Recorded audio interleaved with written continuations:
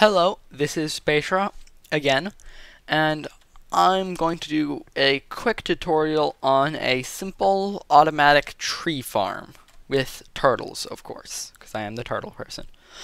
This is assuming that you have a source of bone meal from somewhere. So if you have bones, you can easily make a auto-crafting turtle or auto-crafting table from Feed the Beast to turn it all into bone meal. So, assuming you have bone meal, infinite bone meal, so you have a skeleton spawner or a skeleton soul cage, you can do this.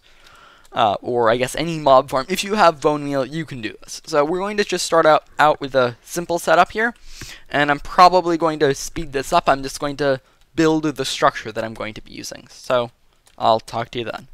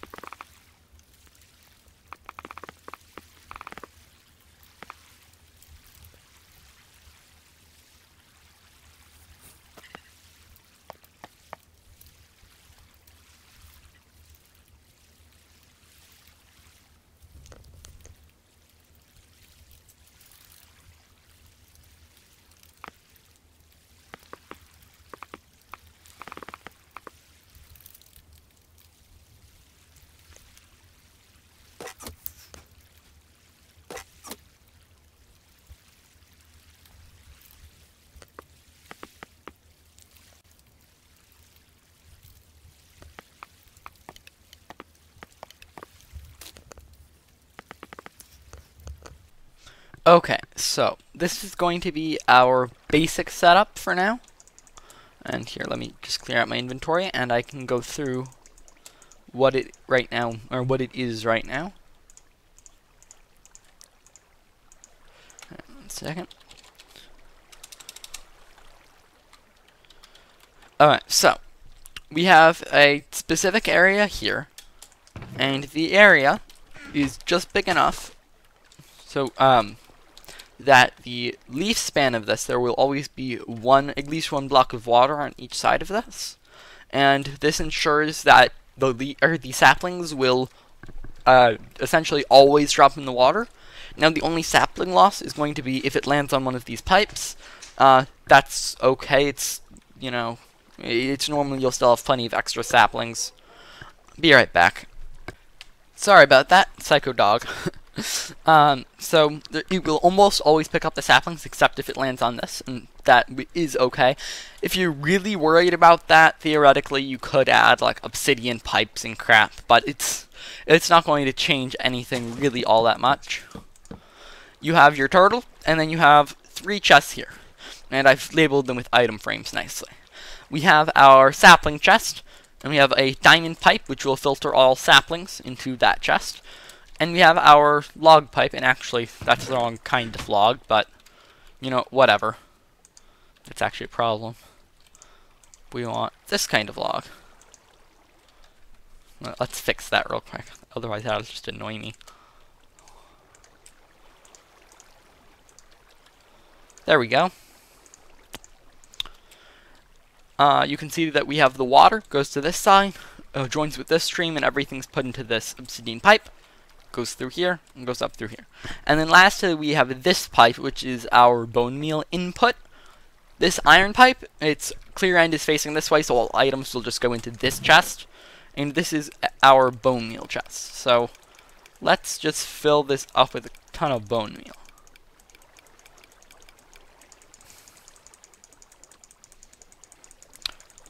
Okay.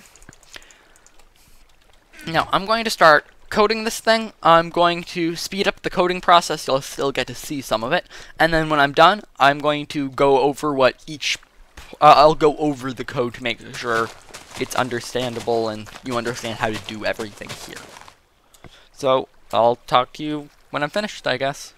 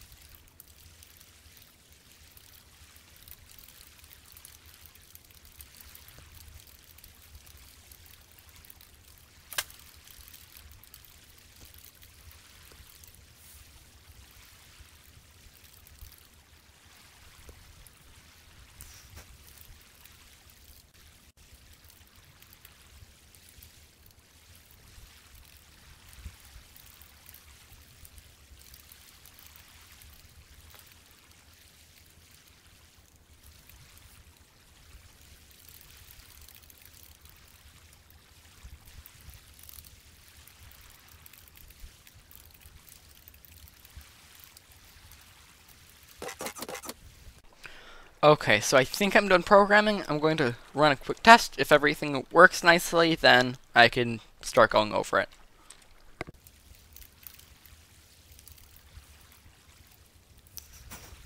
Debugging at its finest. Forgot to do right there. Like I said, need some debugging here.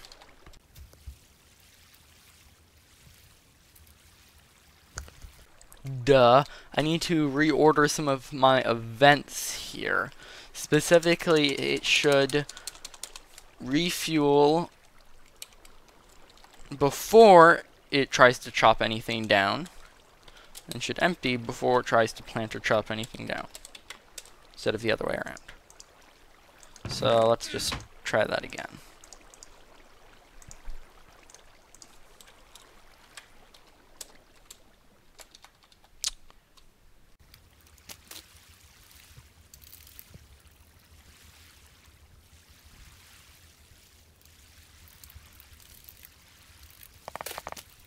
Herpa-derpa-derp.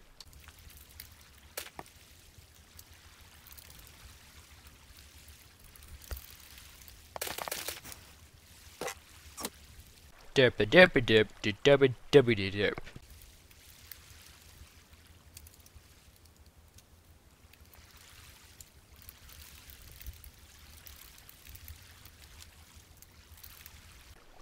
Herpa-derpa-derp. Alright, so hopefully this time it'll work. I've just derped a lot here. Let's find out.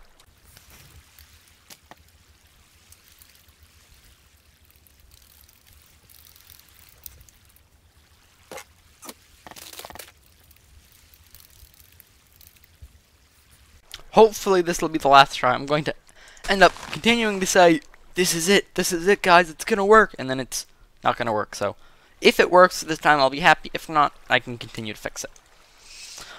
I'm just going to actually just try running it here. Tree. So it refuels, turns around to deposit anything, goes up, comes down. Oh, I forgot to tell it to move back. Let's just stop it real quick. Add that in.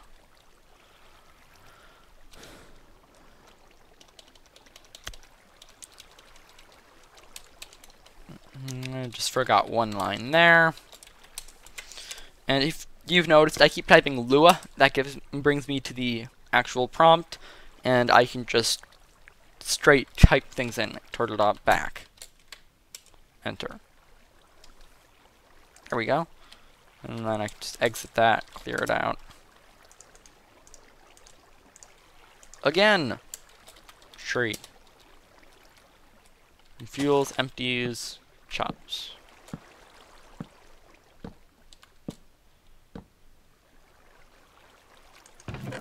Comes back down. It should wait approximately 20 seconds, and the wait period is supposed to wait for some of the leaves to disappear. You don't really need that, but you want to make sure it does wait long enough for some saplings to drop. And this probably isn't long enough. Oh, it's going again. Oh! Oh, okay. It got confused there for some reason. I'll be right back.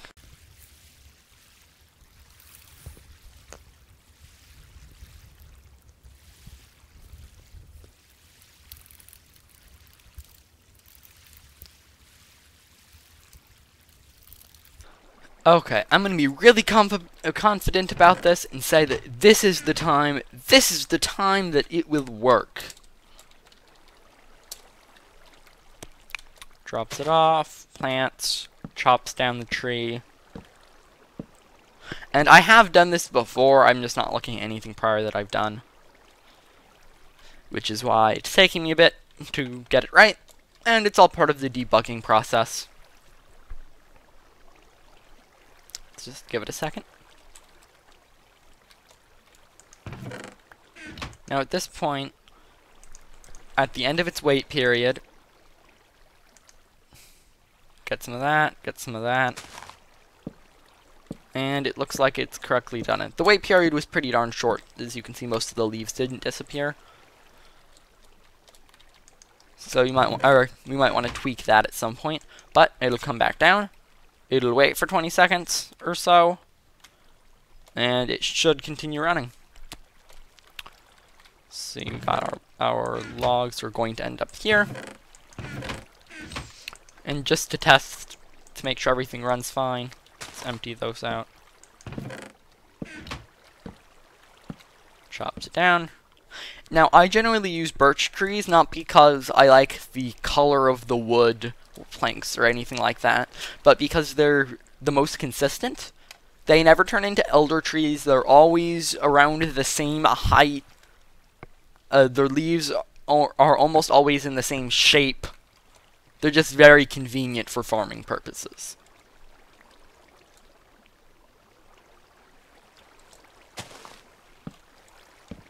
So, there you have it. It seems to work. So, let's go over the code now, I guess. Let's start by terminating this thing. Let's clear away some of these pesky leaves so we can get a better look at it.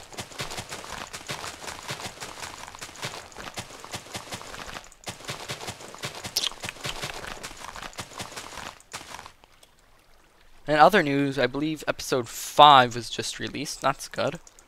Oh, did not want to put them down. I'll be right back. Gotta take a call. Sorry about that. Alright, so let's actually get started here going over the code. Get my inventory cleaned on out. Alright, so I coded this in an interesting way. I segmented a lot of its functions, or a lot of its processes, into functions. So you can see here it says function refuel, and then it has an end at the end there. So it's storing whatever's between the function. So you're setting it as a function by you start a function with function, and then you give the function a name. In this case, it's called refuel. You put its actions inside it, and then you put an end.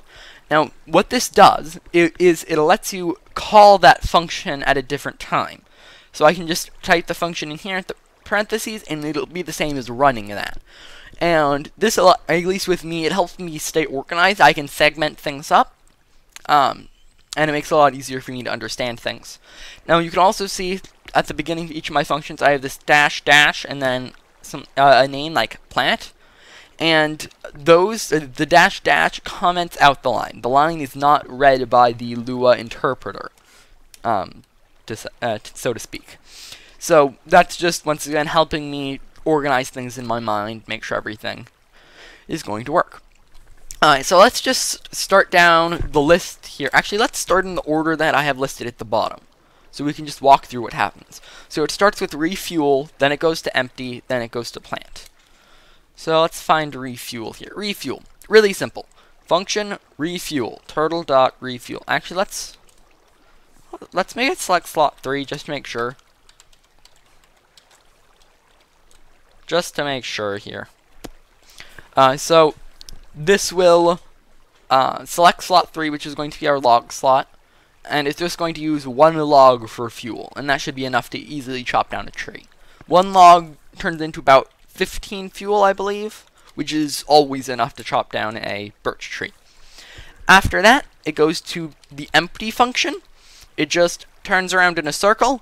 It makes sure that slot 3 is selected, which it of course will be, and it will deposit whatever it has left there into the chest behind it, and then it turns back around so it's facing forward. So whatever excess logs, so once it gets its logs, it will use 1 for fuel, and then it will deposit the rest, which is what we want. That's good. After empty, I believe it goes to the plant function, and that's all the way at the top. And the plant function is what actually plants and grows the tree. So the first 2 if statements here, it checks to see if there's items in slot 1, and if there's not, so if turtle.get item count slot 1 is equal to 0, then it selects slot 1, turns to the left to the sapling chest, picks up a stack, and turns back around. And it does the same thing for slot 2. where it checks to see if slot 2 is empty. If it is, it'll pick up more. Alright, and then it simply selects slot 1. It places the sapling, selects slot 2, and then places the bone meal. And I say places as in it uses it. The command is still place. After that, it should cycle to the chop function. And the chop function is pretty simple. It selects slot 3 just to make sure that it'll put stuff in slot 3. And then it acts like our fell command that I've been using in turtle mode. Essentially, it will go forward and it'll dig the block in front of it and go forward, and then it compares the blocks above it to the first block it chopped. So it'll go all the way up to the top of the tree, and then it'll come back down. This is actually a little more optimized than my current fell program, because when it's going back down, it's just while there's nothing below it, it'll go down, which is a lot simpler than what I had before. And then when it hits the ground, it'll move back 1, so it's back in our starting place, and it ends. After chop, it sleeps for 20 seconds, or actually this should be bumped up a lot. So like 40 seconds, 50 seconds. And this gives the leaves time to despawn, so it can drop saplings, which are once again picked up by the pipe there, and piped back into our sapling chest. And then it has our tricky pull event thing, which just stops it from ever crashing. And there you have it. This is our tree farm. We can connect this up to a skeleton farm of sorts, and it's going to end up being 100% self-sufficient. And this is really cool because you don't need any actual fuel to run it. It gets fuel itself, and you can just leave this running. Actually, in Welkenai's main world, we literally got a chunk loader. If I can actually find it. Oh wow, I can't find it. That's weird. Huh. Here, let me see if I can find... Maybe I can find it. Maybe not, though.